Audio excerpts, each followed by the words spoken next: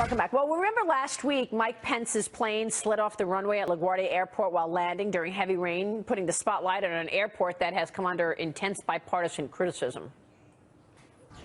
Our airports are like from a third world country. You land at LaGuardia, you land at Kennedy, you land at LAX, you land at Newark, and you come in from Dubai and Qatar, and you see these incredible, you come in from China, you see these incredible airports. If I blindfolded someone and took him at 2 o'clock in the morning into the airport in Hong Kong and said, "Where do you think you are?" They say, "This must be America. It's a modern airport." If I took him blindfolded and took to the LaGuardia Airport in New York, you must think I must be in some third world country. And our next guest will tell us why LaGuardia landed at the bottom of his list among the country's 30 busiest airports. Let's bring in Brian Kelly. He's the founder and CEO of thepointsguy.com. Brian, good to see you. Thanks for having me. So let's talk about your study, and LaGuardia is the worst U.S. airport. I think we all on the set could have told you that as well. We agree. Tell us about your study. Yeah. So we took, instead of doing consumer polling on airports, we actually looked at data, so flight cancellations, delays, and then also factored in how easy it is to get to airports in the U.S. So we took the top 30 busiest airports in the U.S. and stacked them up against each other, and the news is not good for New Yorkers. All 3 New York airports came in last. Why? What's the worst part of it? Well, the worst part is the flight delays and cancellations. So LaGuardia is number 30 out of 30 in that department. And it's just also really sad. Our airports are close to the city center, but it takes forever on public transit and requires at least one transfer to get to each of the airports. So many other airports in the U.S. Cleaned up, especially on the West Coast, in terms of getting to the airports. And then once you're there, actually leaving on time.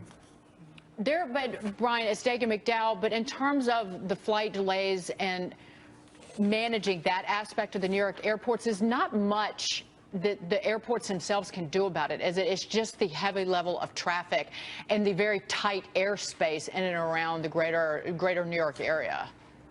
Absolutely. You know, there needs to be a federal investment in, you know, our air traffic control system is outdated. It's over capacity. So, yeah, it's a little unfair to peg that on the New York City airports. But I think this survey is not about necessarily placing blame, but it's giving consumers choice. When you have an option of connecting through Charlotte or Philly on your way to Europe, choose them over connecting through New York. A lot of people just don't know the difference, and they'll say, okay, I'll connect through New York. But consumers do have options. So that's what we're telling people, that you can connect through better airports. That's a great point, but I think for us who live here in New York City, kind of the only real solution is give yourself 3 hours to get out to JFK, because the Van Wyck is constantly bumping. Which is what you dealt with the other day. Yes. I kind of like being in an airport. They're full of possibility.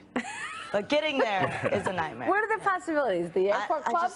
I don't know, you know. Or you can get a manicure. It's more of a feeling. Yeah, you go in the lounge too early, there's the possibility that you're going to miss your flight if you drink too much. Oh, I've only ever missed one flight in my life recently. So the 3 worst are in New York, right, Brian? You got LaGuardia, yes. JFK, and Newark? Yep. Those are the 3 worst. Those are the 3 worst, but the 3 best let's do that. Are all on the West Coast. So taking the top spot is Phoenix Sky Harbor Airport. It's just 3 miles from outside of downtown Phoenix. It gets the best ratings for getting in and out of the city center. Also does really well across the board. Free Wi-Fi. We also took into account how nice it is, restaurants per passenger, and space. So Phoenix is number 1. Portland, Oregon is number 2, and San Diego is number 3. Cool. I like the Phoenix airport, but it's so big. Well, and the Detroit airport, that's one of the worst ones. I like if these people who hate it, they've not been in that light-up tunnel. I'm from Detroit. Has no one else been in that? There's a nice light-up tunnel. Rave. You know, pretty colorful. Yeah, that's kind of nice.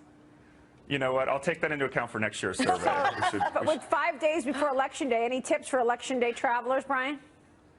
Election day travel. Well, I would just say make sure you vote before you travel. A lot of business travelers can get called on the road, so cast an absentee ballot, just because you never know if you have to travel for work on Election Day. All right, Brian, good to see you. Thank you so much. Brian Kelly with the latest there. Coming up, Donald Trump and Hillary Clinton got shout-outs from country music's biggest stars last night. How the race for the White House came to the CMAs.